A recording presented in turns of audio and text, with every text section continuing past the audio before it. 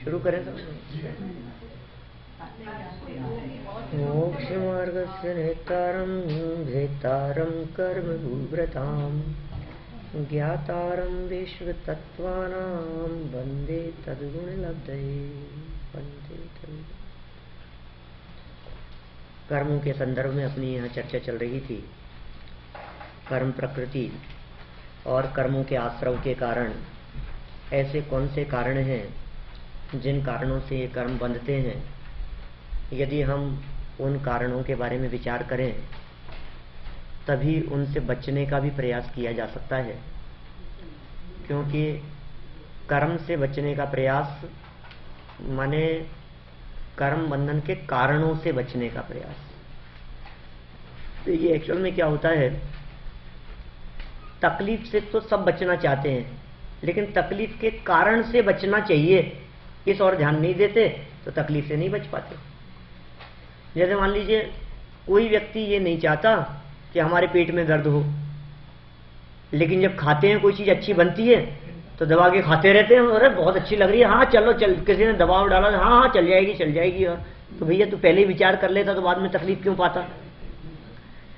कर्म बंधन के संदर्भ में भी यही स्थिति है कि बांधते समय यदि विचार कर ले वे, फल के बारे में विचार कर ले वे कि इसका फल मिलेगा, तो फिर क्यों नहीं समझ में आएगी बात। कल शायद आप कुछ प्रश्न पूछ रहे थे रोहित जी, कुछ ऐसी बात आई थी कि भाई ये जो कर्म है ना वो प्रकृति प्रदेश स्थिति अनुभाग की मैंने बात कही थी फल के संदर्भ में। मैंने कहा था कि मैं उसको लूंगा, उसकी चर्चा कर लूंगा।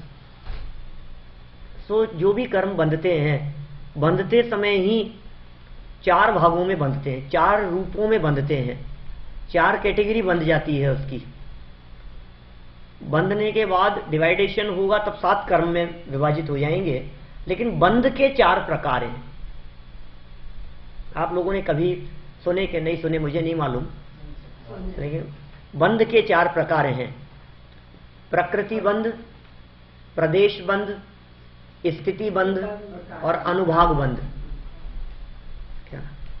प्रकृति, प्रदेश, स्थिति, अनुभाग।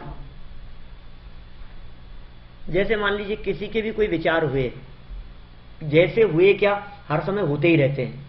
सच बात तो ये है, ये तो भाषा में ऐसा कहते हैं अपन, ये जीव कर्म बांधेगा कि जब ये भाव करेगा, ये तो भाषा है।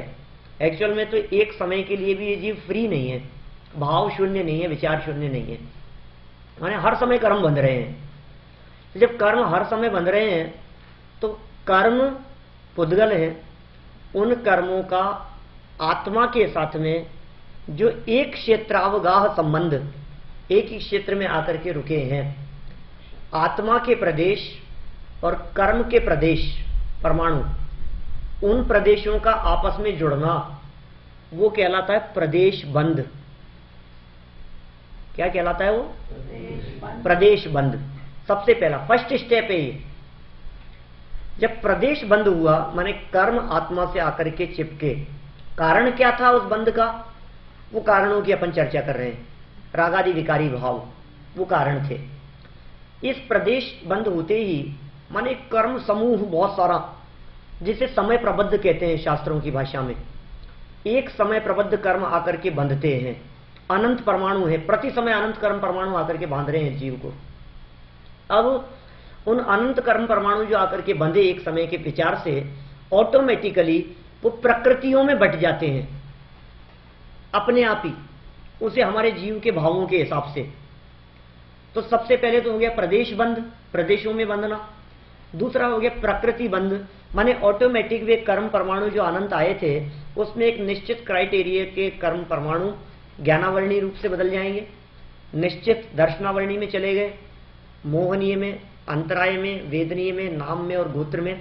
और जब कभी आयु कर्म बंधन का अवसर आया, उस समय आयु कर्म बंधन का जब अवसर आएगा उस समय 8 कर्म बनेंगे। इसका नाम है, कौन सा बंधन बतलाया दूसरा? प्रकृति, ज्ञानावरणी की प्रकृति, दर्शनावरणी की प्रकृति, इन मूल प्रकृतियों में विभाजित हो गया। अब तब तक भी कोई तकलीफ नहीं है। 100 कर्म आकर के बांधे, चाहे 1000 आकर के बांधे, चाहे लाख कर्म परमाणु आकर के बांधे, चाहे ज्ञानावर्णी रूप से बंधे, चाहे दर्शनावर्णी मोहनी से बंधे, कोई तकलीफ नहीं है हमारे को, कोई संकट नहीं है।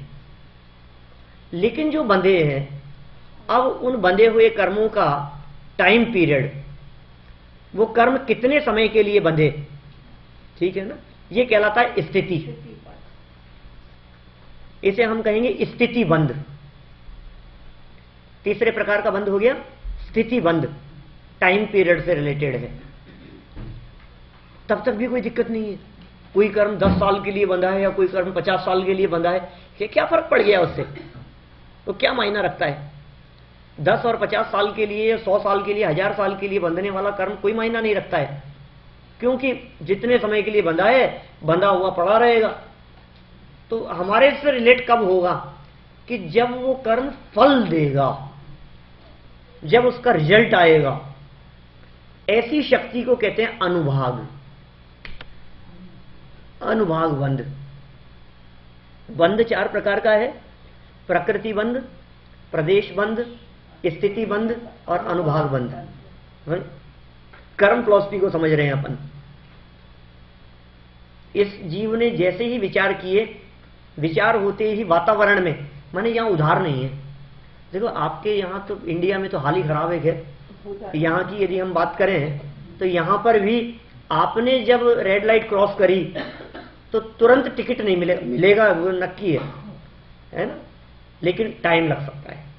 2-4 दिन में, 5 दिन में आपके घर पहुंच जाएगा। वो हो सकता है नेक्स्ट डे पहुंच जाए, जितना भी समय लगता हो उसमें, लेकिन तो भी तुरंत नहीं है ना।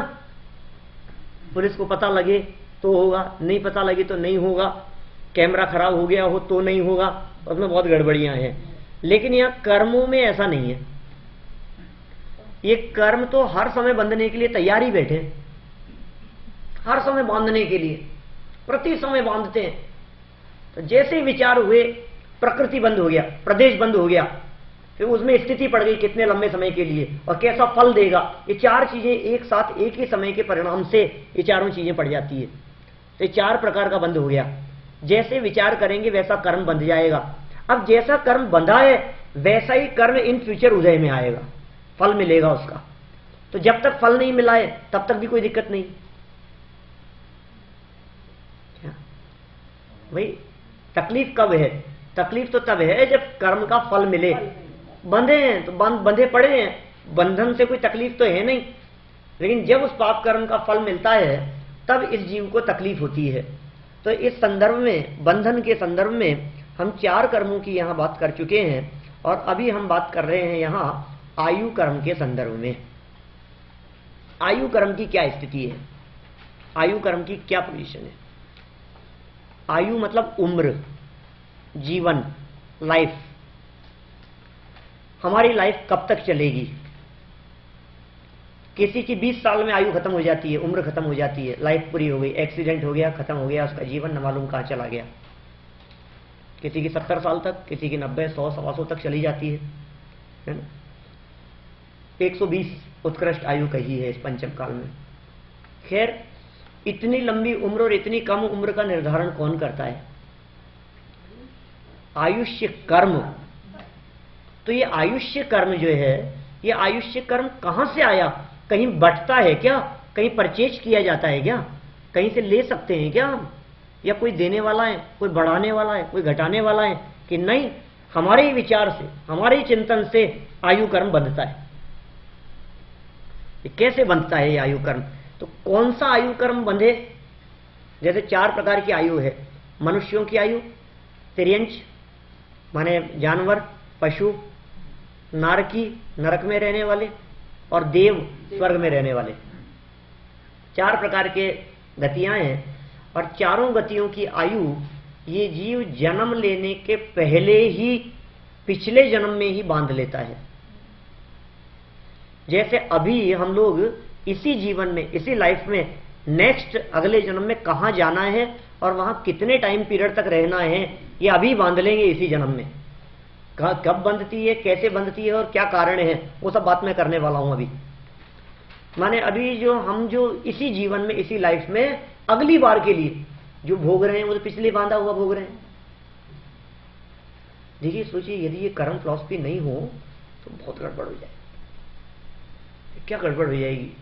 गड़बड़ ये हो जाएगी कि किसी भी व्यक्ति को समझाना बहुत मुश्किल होगा। कि क्या समझाना मुश्किल होगा? पाप करने वाले पापी लोग ऐशो आराम से रहते हुए दिखाई देते हैं, और धर्म करने वाले लोग, उनके ऊपर संकट दिखाई देता है। हम कैसे एक्सप्लेन कर सकेंगे ये बात? कैसे किसी व्यक्ति के हृदय में उतारेंगे कि ये बात धर्म करने का फल ये नहीं है? जो व्यक्ति कत्ल करता है, हत्याएं करता है, या समझो आप ये जो अबू सलेम जैसे हैं, सुना अपने नाम तो सुने ही होंगे, लादेन है, लादेन का तो सुना ही है ना, ओसामा बिन लादेन। तो ऐसे लोग हैं, हमें लगता है यार कितना पाप करते होंगे, और फिर भी देखो आप इनके कितने वो प्रशिक्षण केंद्र चलते हैं, उनके आतंकवादी प्रशिक्षण केंद्र। हाँ, आपको पता नहीं है? पता है। तो अपने को ऐसे लगता है कि इतने पापी और लोगों को मारना और यही इनका काम है, और इनके लिए बहुत मामूली बात है किसी भी व्यक्ति को मार देना। और कहीं ये जो बर्थ रेट इसकी जो घटना घटी आपके 9/11, तो उनके लिए कितनी मामूली बात लगती है।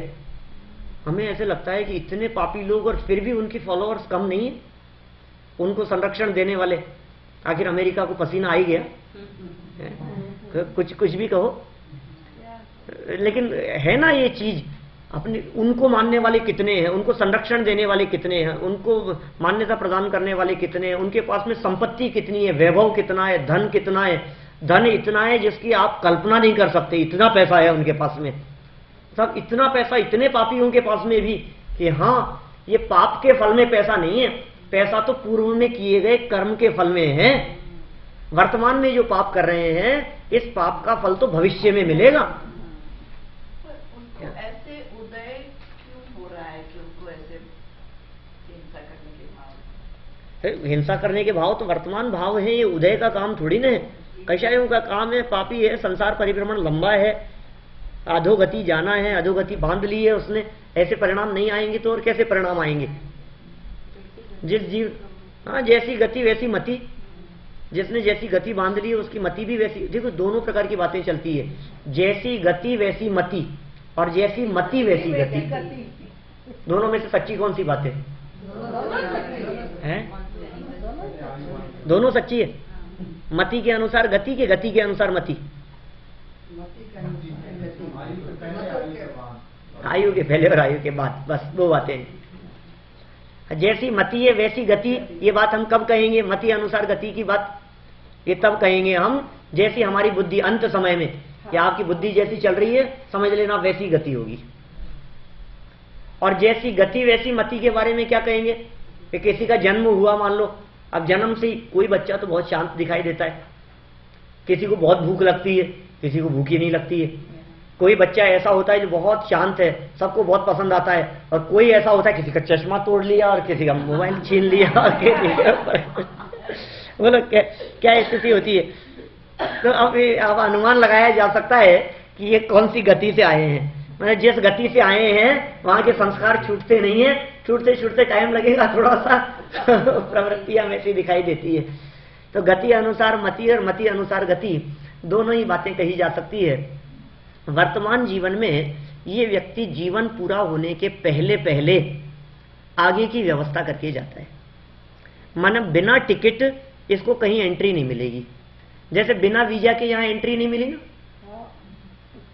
जिसके पास में वीजा होगा उसे एंट्री होगी, जिसके पास में नहीं है उसे एंट्री नहीं है। उसी तरह से आप देवगति की बात तो छोड़ो, नरक में भी नरक के वीजा के बिना आपको एंट्री नहीं मिलेगी। तो ये नरक का वीजा भी कोई लेता है क्या? कि लेना चाहता तो नहीं है, लेकिन गलती से गलत भर देता है तो उसको वहां मिल जाता है। ये कैसे भरा जाता है? कि अपने परिणामों से भरा जाता है। कि क्या है, नरक गति प्राप्त करने के लिए जो परिणाम चाहिए वे परिणाम कौन से होते हैं? तो उसके बंध या आश्रम के कारणों की चर्चा करते हुए कहा है, बहु आरंभ परिग्रहत्वम नारकस्य आयुष्य है। बहुत आरंभ, बहुत परिग्रह, ध्यान देना, बहुत आरंभ और परिग्रह नहीं, बहुत आरंभ और परिग्रह रखने का भाव, वो परिणाम, वो नरक आयु के आश्रव का कारण है। संपत्ति अधिक किसी व्यक्ति के पास में है तो वो नरक में जाएगा, ऐसा नहीं है। तो ऐसा बहुत पैसा है इसके पास तो ये तो मर के नरक में जाएगा, ऐसा बिल्कुल नहीं है। आप चाहते कितना है, आपकी आसक्ति कितनी है, कैसा स्वरूप दिखाई देता है। भोगने की सामर्थ्य नहीं है, कितना भोगेंगे बतलाओ। आपको क्या लगता है आप लोगों के पास में जितना है क्या वो पूरा भोग पाएंगे? नहीं भोग पाएंगे, बिल्कुल भी नहीं, उसका 10% भी नहीं भोग पाएंगे। नहीं भोग पाएंगे ना।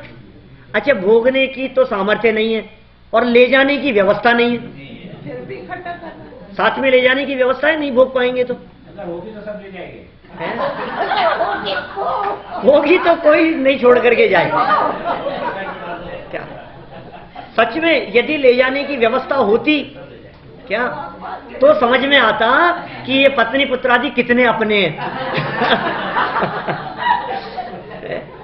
यदि ले जाने की व्यवस्था हो जाती, सब समेट करके ले जाता, कुछ भी नहीं छोड़ करके जाता। ये कहता तो है, देखो बातें करते हैं ना तो कहते हैं पंडित जी अपने लिए थोड़ी ना, इनके लिए करते हैं। सब ये बात कहते हैं, मुझे तो जरूरत नहीं, मुझे मेरी लाइफ में क्या करना है, लेकिन अब बच्चों के लिए करना ही पड़ता है, क्या करें, उनके लिए। बेटा यदि ले जाने की व्यवस्था मिल जाती है तो कुछ नहीं छोड़ करके जाता उनके लिए। खैर, बहुत आरंभ और बहुत परिग्रह है। भोगने की सामर्थ्य नहीं है, ले जाने की व्यवस्था नहीं है, फिर भी आसक्ति घटती नहीं है। इस जगत के जीवों का स्वरूप ऐसा दिखाई देता है, हमारी आसक्ति बिल्कुल नहीं घटती, तन्मयता बिल्कुल नहीं घटती। हमारा जो उनके प्रति जो जुड़ान है, लगाव है, देखो आप यहाँ का तो मुझे पता नहीं, लेकिन इंडिया में जाकर के आप देखेंगे तो घरों में इतना कबाड़ा भरा रहता है, क्या जो निकलता ही नहीं है, पता नहीं कब काम आ जाए। क्या कहते हैं, पता नहीं कब काम आ जाए, पता नहीं कभी तो, और वो लाइफ में कभी काम नहीं आता, अब वो इकट्ठा पड़ा रहता है।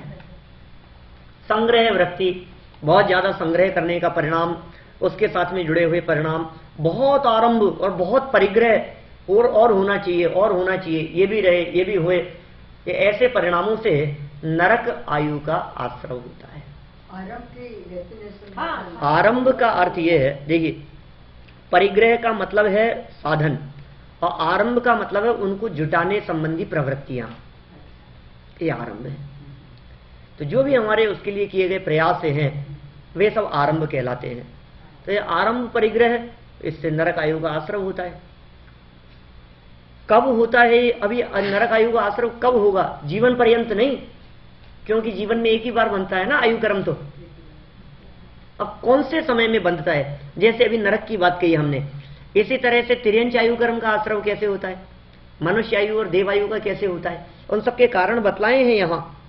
इसमें इन्होंने चर्चा की है। देखिए आप, मैं इसी में से बतलाता हूं, आपके पास में जो पेज है ना, आप इसी में देखिए। आयु कर्म के संदर्भ में ऊपर से ही पढ़ते हैं अपन। जिस कर्म के उदय से जीव चार गतियों में रुका रहे, टिका रहे, उसे आयु कर्म कहते हैं। जैसे बेड़ी से बंधा अपराधी रुका रहता है, पराधीन हो जाता है। बेड़ी से बंधा हुआ जो व्यक्ति है वो पराधीन रहता है ना, ऐसे ही ये इस जीवन में कब तक रहेगा, इस शरीर में कब तक रहेगा ये जीव? और ये जितना आयु कर्म है तब तक ही रहेगा। आयु कर्म पूरा हो गया फिर ये इस शरीर में नहीं रह पाएगा, फिर उसको यहां से निकलना ही पड़ेगा। अब कितनी प्रकार की बतलाई? तो इन्होंने कहा 4 प्रकार की बतलाई है। 4 + 4 + 4 + 4 ऐसे इन्होंने पॉइंट दे दिए नीचे, मतलब सबके 4 कारण भी बतला दिए। पहले मूल में 4, नरक आयु, तिर्यंच आयु, मनुष्य आयु और देवायु। फिर नरक आयु के आश्रय के कारण क्या है? नरक आयु बंध के 4 प्रकार, बंध के 4 कारण। नरक में क्यों जाता है ये व्यक्ति, और फिर नरक में क्यों जाता है? अभी इतना सा सुनने से थोड़ी ना काम चलेगा, असर थोड़ी ना होता है। इनको तो जब तक नरक की बात समझाई नहीं जाए कि नरक की परिस्थितियां कैसी है, नरक में आपके साथ में क्या सुलूक होगा, जब तक वो पता नहीं लगे तब तक आरंभ परिग्रह से आसक्ति छूटती नहीं है। इसलिए नरक की दशा देखो आप छेड़ा आदि ग्रंथों में और भी जहां जहां 4 गति के दुखों की चर्चाएं आई है, हमें उनको बार बार पढ़ते रहना चाहिए, क्योंकि उसको पढ़ने से हमारे को इस बात का पता लगता है कि वो घबराहट होती है हमारे को। पाप करते समय डरता है ये व्यक्ति। यदि ये पाप की व्यवस्था न होती, पाप पुण्य की व्यवस्था, परभव की व्यवस्था, नरक आदि और स्वर्ग आदि की व्यवस्था, तो ये व्यक्ति बहुत स्वच्छंद हो जाता। कोई तो चीज ऐसी है जो मेंटली हमारे को रोक रही है कि हम पाप नहीं करें, जैसे हम अंदर की आवाज कहते हैं। नरक आयु के आश्रव के कारण बतलाते हुए का महाआरंभ पहला पॉइंट दिया है, मिल गया ना सभी को। महाआरंभ। दूसरा पॉइंट दिया है महापरिग्रह। महाआरंभ और महापरिग्रह, पंचेंद्रिय जीवों की घात। यदि हमारे माध्यम से हिंसा होती है, पंचेंद्रिय जीवों का घात करते हैं, हम मारना तो नहीं चाहते हैं, हमारी प्रवृत्ति अयत्नाचार पूर्वक प्रवृत्ति, असावधानी, निरंतर जीवों की उत्पत्ति होती रहती है। हम कितना उसमें सावधान रहते हैं, खान पान की चीज़ों में, भोजन में, किचन में हम कितना मर्यादा का यूज में लेते हैं, कितना अमर्यादित और कितना असावधानी से, बहुत हिंसा से बचने की बात कही है। और मद्य मांस आदि का सेवन, मद्य मांस मधु, मधु शब्द इसमें छूटा है। मद्य मतलब शराब, मांस अलग है। मांस जानते हैं आप किसे कहते हैं? Meat, meat. और मधु मतलब शहद, शहद। ये तीनों का निषेध किया है। मद्य मांस मधु का सेवन करने वाले नरक गति के पात्र हैं, नरक जाने वाले हैं। आप लोगों में से तो कोई नहीं खाता है ना? कि साहब कैसी बात कर रहे हो आप, हम लोगों में से तो कैसे कहेंगे? आपको पूछने से पहले सोचना तो चाहिए था एक बार। आप ऐसी बात पूछ कैसे सकते हैं हमसे कि नहीं नहीं। देखिए क्या है एक्चुअल में, नहीं, मद्य मांस मधु जो है ना, ये हमें ऐसा लगता है हम पहचानते नहीं है। हो सकता है शहद तो कभी कोई वैद्य जी बतला दे, कभी किसी दवाई वगैरह में, कभी किसी चीज में ऐसे यूज हो, तो बी केयरफुल, है ना। मांस, मधु, मद्य, शराब। शराब वही नहीं है जो मार्केट में मिलती है। शराब वो चीज है जिसमें जीवों की उत्पत्ति हो गई बहुत ज्यादा। कोई भी फल अधिक है, ऐसे फल हैं जो बहुत ज्यादा, यद्यपि यहाँ बहुत हेल्थ कॉन्शियस रहते हैं आप लोग, तो भी ऐसे फल जो खराब हो गए हैं, उसके बावजूद भी कदाचित उसमें वो अपने को दिखाई नहीं देते, वो जीव, रस जीव, और हमने उनका जूस बना करके पी लिया, तो दैट इज मद्य की तरह है वो। ऐसे ही मांस की यदि हम बात करें, नॉर्मली यहाँ तो आप लोग खुद ही करते हैं किचन में काम, कभी उंगली कट गई और ब्लड आ गया और तुरंत हमने उंगली को मुंह में ले लिया, वो मांस है, वो आपको पता नहीं है। आप जानते हैं मांस कहते किसको हैं? वो कोई बकरे का हो कि कोई है, तो मछली हो, है, अंडा हो, वही होता है ना मांस। मांस की क्या व्याख्या है, मांस की क्या परिभाषा है? मीट किसे कहते हैं?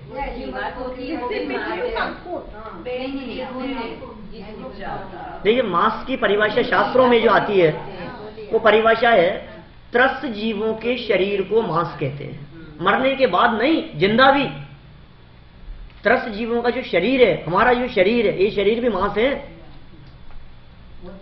ये मांस ही तो है ये, और क्या है? इसमें रहने वाला खून, ब्लड, हर समय उसमें त्रस्त जीवों की उत्पत्ति हो रही है, तो खून ही तो पिया हमने।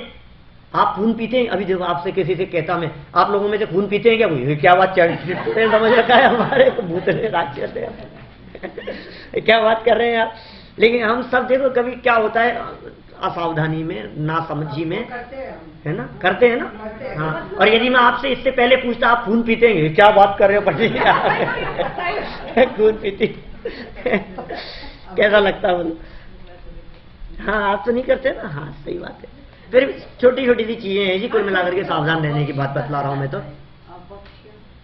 अभक्ष्य की बात तो यहाँ नहीं है, अभक्ष्य भी शामिल कर सकते हैं। नहीं लिखा है कोई भी, दो तीन बुक में मैंने पढ़ा है। हाँ, बहुत सारे कारण है, तो मुख्यता से बतलाए गए। ऐसा थोड़ी ना कि ऐसा होगा तो नरक में जाएगा ही जाएगा, ऐसा नहीं होगा तो नहीं ही जाएगा। वो तो आपके परिणामों के ऊपर निर्भर करता है तो नहीं, लेकिन खाने का परिणाम हुआ। आप शराब पीते तो नहीं है, लेकिन किसी को पार्टी में देख करके आपको लगा यार अपन भी ऐसे, कोई इसमें कोई नुकसान तो नहीं है, कुछ भी टेस्ट कैसा होता है कभी करना तो चाहिए, तो आपने पी लिया बस। क्योंकि क्रिया परिणाम एक समान फल है, कृत कारित और अनुमोदना। करें, करावे या करने वाले की प्रशंसा करें, इन सब का फल समान कहा गया है। एक समान है। तो कौन कौन सी जगह पर हम ऐसे कर्म बांध लेते हैं, सावधानी रखने की बात है। इन सब में परिणामों की ही मुख्यता है, चिंतन विचारों की ही मुख्यता है। फिर तिर्यंच आयु के बंध के 4 प्रकार। तिर्यंच आयु क्यों बंधती है, तिर्यंच में क्यों जाता है? नरक गति में ज्यादा दुख है या तिर्यंच में ज्यादा दुख है?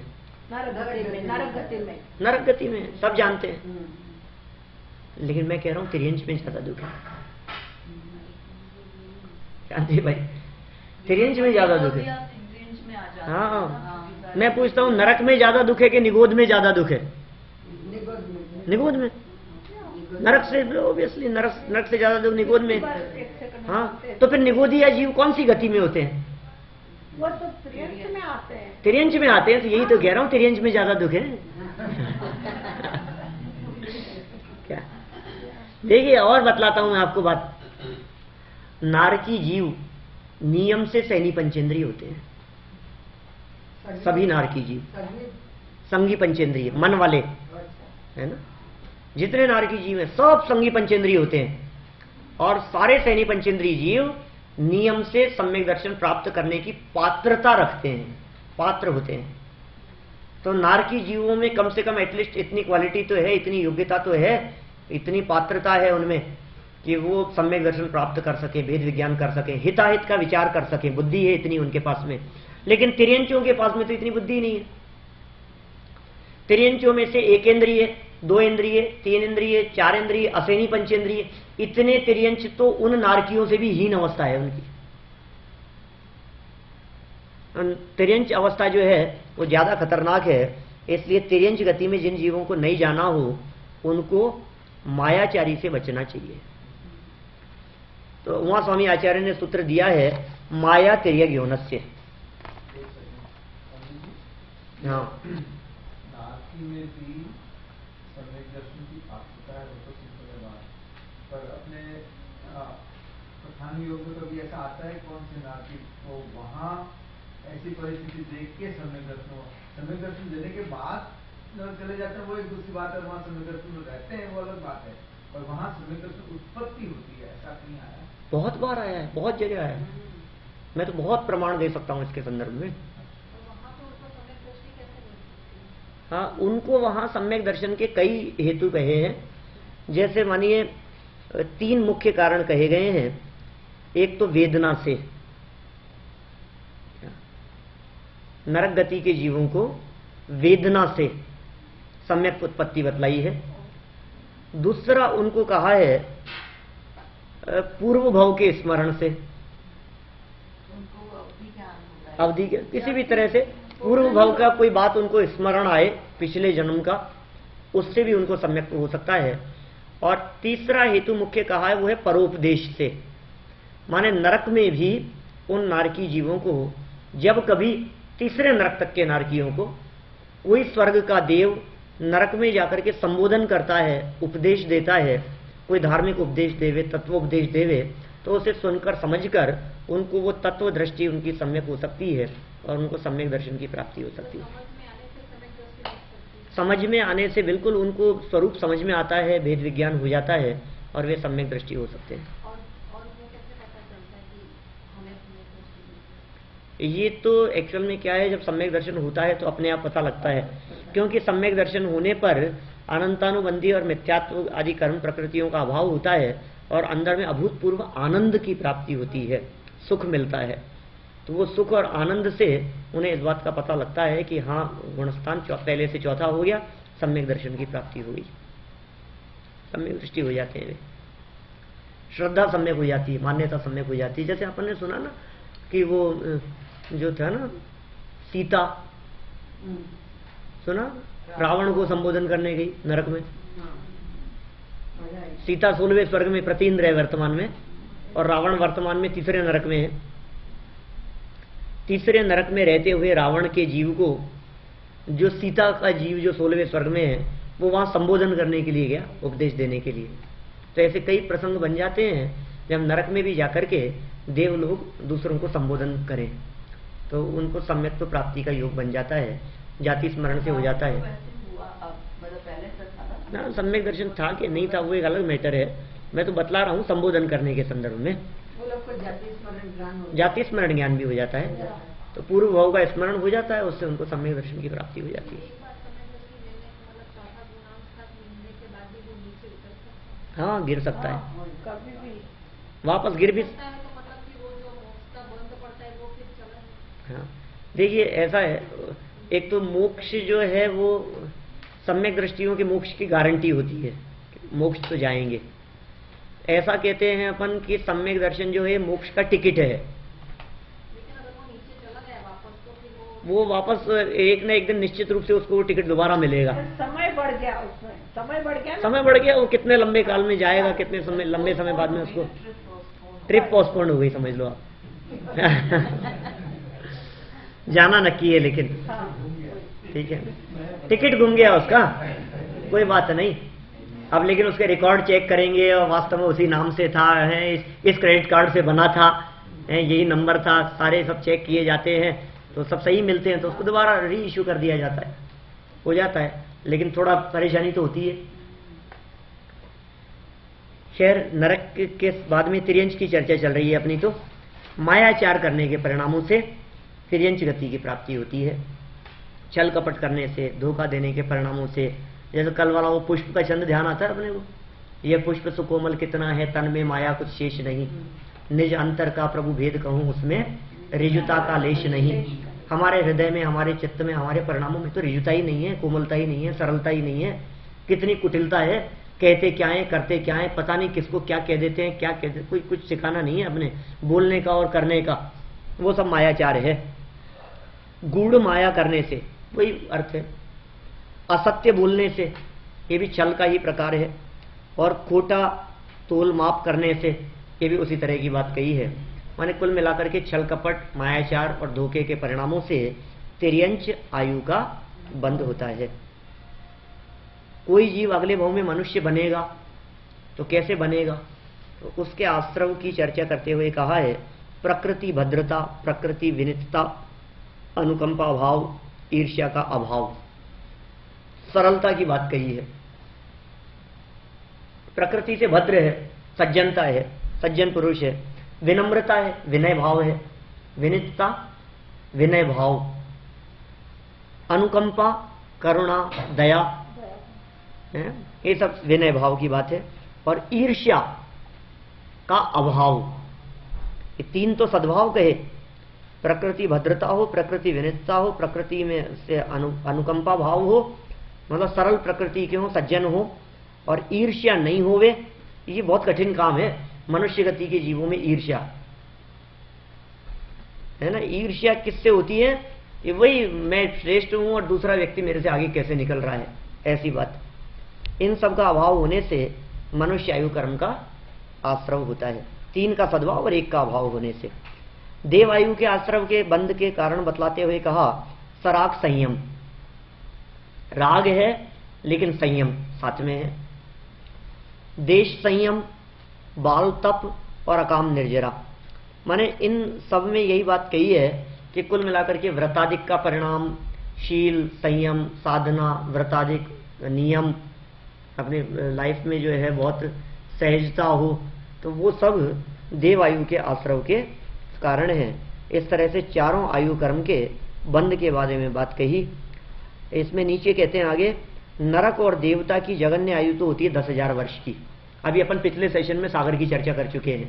जगन्य तो 10,000 वर्ष देव और नारकियों में, और उत्कृष्ट है 33 सागरोपम, 33 सागर तक की आयु है। और तिर्यंच और मनुष्य में जगन्य अंतर्मूर्त है। तिर्यंच गति और मनुष्य गति के जीव कम से कम कितने टाइम रहेंगे, अंतर्मूर्त के लिए, और मैक्सिमम 3 पल्योपम, और अबाधा काल नहीं है, तो तुरंत ही फल मिल जाता है। अंतर्मूर्त भी कह सकते हैं उसको, अबाधा काल जो भी थोड़ा बहुत पड़ता हो, किंचित है, तुरंत ही हृदय में भी आ जाता है तत्काल। तो इस तरह से ये आयु कर्म के बारे में बात कही। लेकिन बंधता कब है, किसी व्यक्ति के साथ में आयु कर्म बंधता कब है, तो प्रेजेंट आयु को भोगते हुए, वर्तमान आयु को भोगते हुए, आयु के त्रिभाग में आयु कर्म बंधन का काल आता है।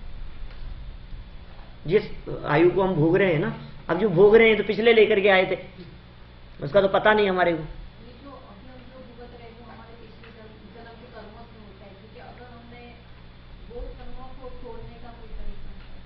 पिछले जन्म वालों को। जैसे कि किसी कोई देखना हो या कोई बहुत ठीक है, मतलब उन्होंने कोई देवनियों कर्म बांधे होंगे पिछले जन्म में, तो अभी हम उसका तोड़ने का कोई पुरुषार्थ कैसे कर सकते हैं? देखिए, जो कर्म का उदय चल रहा है, उस उदय चलते हुए कर्म में तो परिवर्तन तो क्या किया जा सकता है। जैसे मैंने 2 दिन पहले चर्चा की थी, आप लोगों को ध्यान होगा, वर्तमान परिणामों का इफेक्ट बतलाया था मैंने।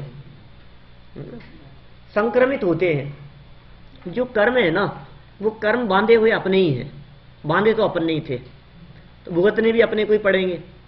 तो सबसे पहली बात तो ये कि जब भोगता है तो ऑब्जेक्शन क्यों। मुझे वो जो है ना 10 लक्षण पूजन की पंक्ति वो बहुत अच्छी लगती है, कई बार मैं सबको कहता हूँ।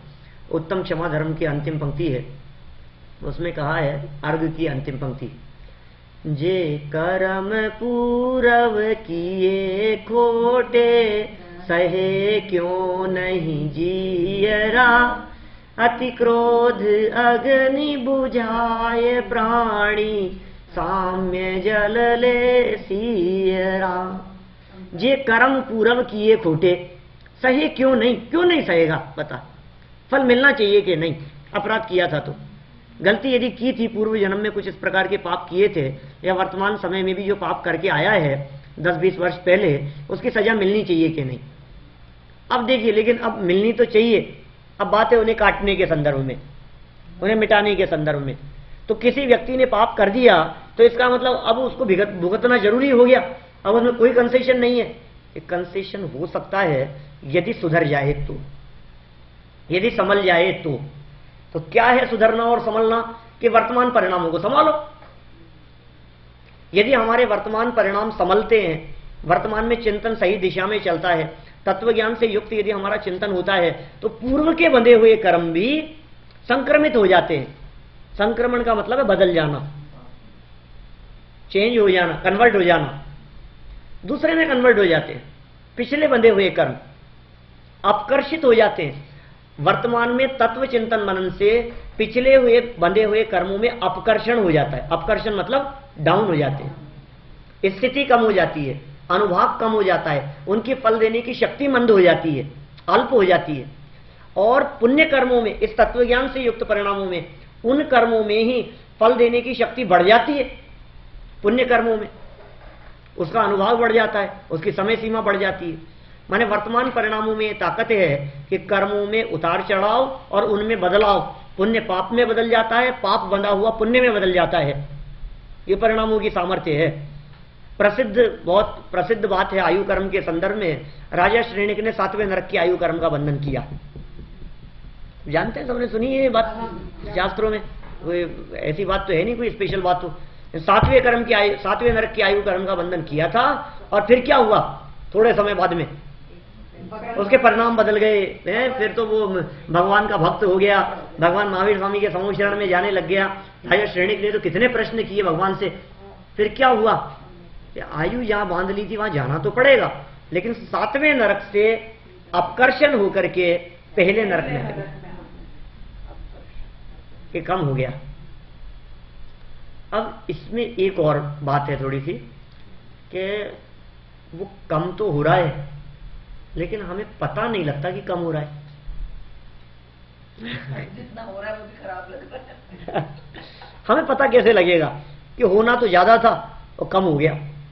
जैसे मान लो हम सीढ़ियों से एकदम पैर फिसला हल्का सा, और थोड़ी सी पैर में मोच आ गई, थोड़ा सा बैंड पड़ गया। कैसा पाप कर्म का उदय है कि तू अभी पढ़ करके, मैं मंदिर नहीं आता तो यहां से पैर सीढ़ियों से फिसलने का काम भी नहीं होता, अब मैं कम से कम ये परेशानी तो नहीं होती कि तुम्हें पता नहीं है कि यहां आए और यहां आकर के इतनी देर बैठे और रुचि और उत्साह पूर्वक सुना, मन लगा करके, भले ही थोड़ी बहुत झपकी आ गई हो बीच में वो बात अलग है, लेकिन फिर भी हमने जो ये रुचि पूर्वक यहां सुना है, इससे जो पूर्व बंधा हुआ जो कर्म था, सूली पर चढ़ाया जाना था और शूल चुभ करके रह गया, फ्रैक्चर होना था, हड्डी टूटनी थी और वो हल्की सी मोच आकर के रह गई। अब हमें तो पता ही नहीं है ना, मैंने कल एक एग्जांपल दिया था, हमें तो पता ही नहीं लगता है कि कब उसने, राजा ने उसको मारने का आदेश दे दिया, कब उसने मारने की सजा कैंसिल भी कर दी, तो ये चलता रहता है। तुरंत कर्मों में इतना जल्दी फेरबदल उतार चढ़ाव होता है हर समय के परिणामों से, इसलिए हर समय अलर्ट रहने की जरूरत है, हर समय परिणामों को संभालने की जरूरत है। इसमें भी खुश होने की बात नहीं है कि देखो हमने अच्छे परिणाम हो गए तो इससे कर्म कम हो गया है, हल्के से में छोटे से में काम निपट गया हमारा, कि अरे रहा तो संसार ही में ही। आखिर मुक्त होना है तो कर्म की मंदता प्रयोजनभूत नहीं है। पाप कर्म पुण्य में बदल गया तो क्या हो गया? ये पुण्य उनके लिए उपयोगी है जिनको संसार में रहना है। अरे जिन्हें संसार में ही नहीं रहना हो उन्हें पुण्य का क्या करना? बोलो आपको बहुत पैसा मिलेगा, ये क्या होगा कि आप पैसे से गाड़ी खरीद, अरे मुझे गाड़ी नहीं चाहिए, तो नहीं आपके पास में पैसा होगा तो भाई साहब आप अच्छा बंगला बना सकते हो, मेरे को बंगला नहीं चाहिए, तो कोई बात नहीं, आपके पास में पैसा होगा तो आप ये कर सकते हो। अरे मुझे चाहिए ही नहीं कि नहीं, फिर भी रख तो लो, क्या करूंगा मैं उसका? तो पुण्य किसके लिए चाहिए आपको बताओ? तबीयत ठीक होने के लिए। पुण्य किस लिए चाहिए? देवगति के लिए। पुण्य किस लिए चाहिए? बाहरी अनुकूलताओं के लिए। अरे भाई साहब जिन्हें संसार में रहना हो वो पुण्य की चाह करें, और जिन्हें संसार में ही न रहना हो वे पुण्य का लक्ष्य क्यों करें, पुण्य की चाह क्यों करें? तो ये आयु कर्म जो है ये बंधता कब है? परिणामों से बंधेगा। अब वो परिणाम पता नहीं कब आ जाए, त्रिभाग में बंधता है वो। पिछले जन्म में मान लीजिए कोई व्यक्ति 60 वर्ष की उम्र लेकर के आया, 60 वर्ष की उम्र पिछले जन्म में बांधी थी इस मनुष्य जन्म के लिए, और हमारे को इस भाव में 60 से ज्यादा की बात कर लो, थोड़ा सा 99 की बात कर लो, 90 की बात कर लो, जो भी कहना हो आपको। 90 वर्ष की उम्र हम लेकर के आए। अब 90 वर्ष की उम्र लाए तो आयु कर्म कब बंधेगा? त्रिभाग में। त्रिभाग में, त्रिभाग का मतलब 2 भाग पूरे हो जाने पर तीसरे भाग के पहले समय में 60 में 60, हाँ 30 के 3 हिस्से हो गए, और 60 में बंधेगा। फर्स्ट चांस आएगा 60 वर्ष की उम्र में। यदि उस समय आयु कर्म के बंधन योग्य परिणाम नहीं हुए और आयु कर्म न बंधा उस समय में, तो फिर आगे जो बचा है, कितना बचा है? अब 30 साल बचा है। अब 30 के 3 हिस्से कर लो, 2 पूरे हो जाने पर माने 80 वर्ष की उम्र होने पर अगले समय में वो आयु कर्म का बंधन का समय आएगा। उस समय जैसे परिणाम होंगे तब आयु कर्म बंध जाएगा। तब भी नहीं हुआ तो अब बाकी बचे हुए कि वही 3 हिस्से करके तीसरे हिस्से के पहले समय में ऐसे 8 चांस पड़ते हैं, और 8वें हिस्से में भी यदि न बंधे तो वो अंतर्मूर्त, अंतिम अंतर्मूर्त में आयु कर्म बंधता ही है। माने बिना रिजर्वेशन किए हुए आपको यहां से छुट्टी नहीं मिलेगी। अगले जन्म के लिए टिकट मिले बिना, अगले भाव में कहां जाकर के जन्म लेना है और कब तक रहना है ये नक्की हुए बिना ये व्यक्ति यहां से जीवन पूरा नहीं करता है, या इसकी आयु पूरी नहीं होती है, कि इसका मरण नहीं होता है। अब वो त्रिभाग कब आ जाएगा क्या पता सब। अब देखो, अब हमें पता नहीं कि हमारी आयु कितनी बची है, किसको पता? मान लीजिए मैं 50 की लेकर के आया हूं, 40 की यदि लेकर के आया हूं मैं, तो 40 के 3 हिस्से करें तो मेरे निकल चुका, ठीक है ना। और यदि तो अब ज्यादातर लोग जो स्वाध्यायी हैं, समझ लो या थोड़ा बहुत करते होंगे, तो भी ज्यादातर लाइक अपने तीसरे भाग में करते होंगे, मेजॉरिटी, कुछ लोग अच्छा, तो समझ लो, ऐसा समझ लो कि ज्यादातर सबकी आयु बन गई अगर वो फर्स्ट टाइम में बन रही थी, 2/3 हो गए, तीसरे में ही बनती है। इसका मतलब मान लो अंत समय में ही बनती है, तो अंत समय में जीव अच्छे परिणाम करने लग जाता है। आपका ये कहना है? नहीं, मेरा ये कहना है कि समझ लो कि सबकी बंद गई, उसके जब तक उनको रुचि हो, जब तक वो ज्यादा टाइम इसमें बिताए, तो रिटायर्ड होने के बाद ही लोगों के पास टाइम होता है ये सब करने के लिए, तब तक तो आयु बंद चुकी। अच्छा, तो बाकी के टाइम में जो किया वो कब उपयोग सही बात है। तो आप ये सोच रहे हैं कि यदि हम अभी इससे जुड़े हैं और इससे पहले हमारी बंद चुकी होगी तो फिर अब क्या लाभ होगा उससे? तो देखिए, ये बात मैं आपको पहले ही बतला चुका हूं कि परिणामों से उसमें उतार चढ़ाव होगा ना, चेंज होगा ना। 7वें नरक से पहले में रह गया ना, आयु कर्म चेंज नहीं होती। एक बार जो आयु कर्म बंध गया वो चेंज नहीं होता।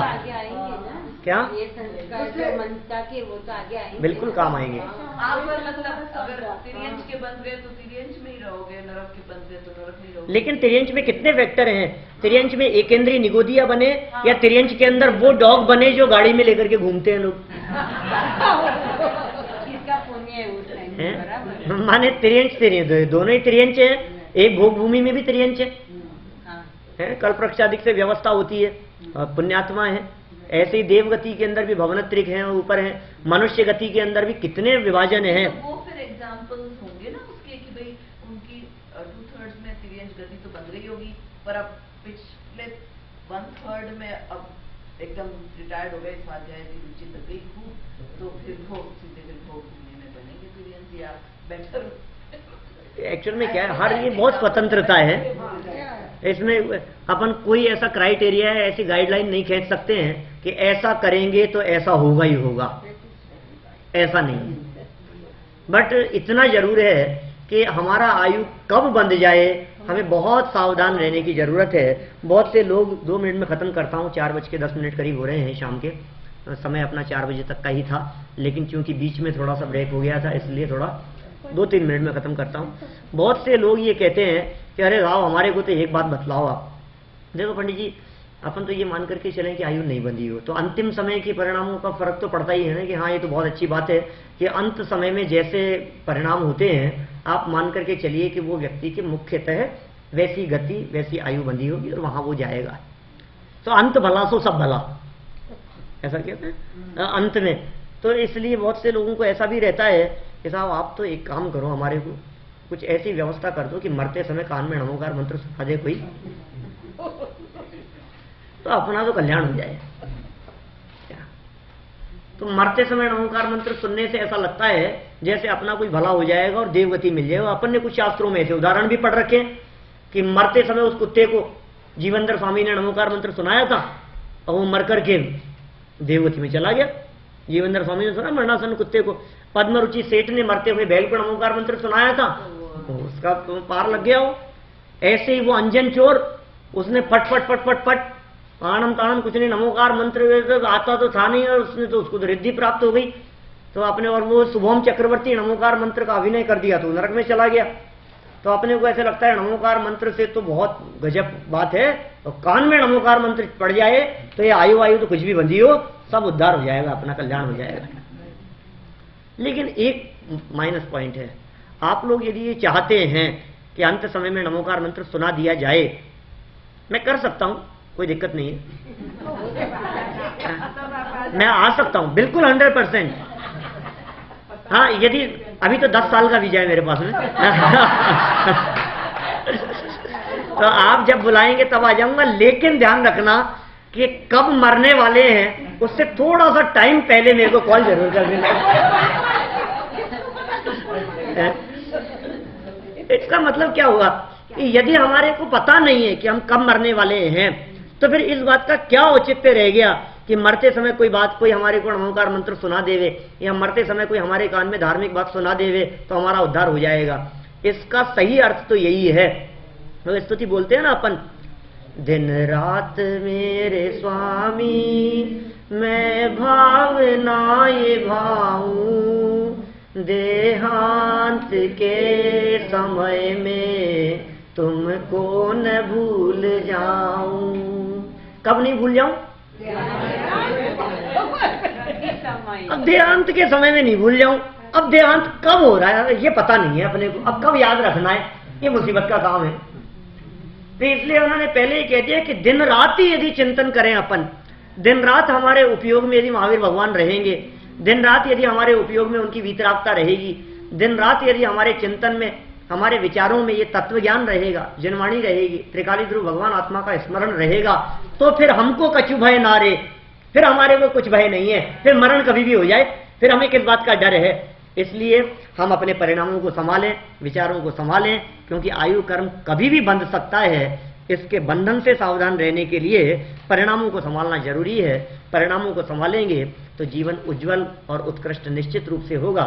हम सभी उत्तम अवस्था को प्राप्त होंगे, अच्छे से अच्छी गतियों की प्राप्ति करें, सम्यक दर्शन आदि पूर्वक मुक्ति की प्राप्ति करें।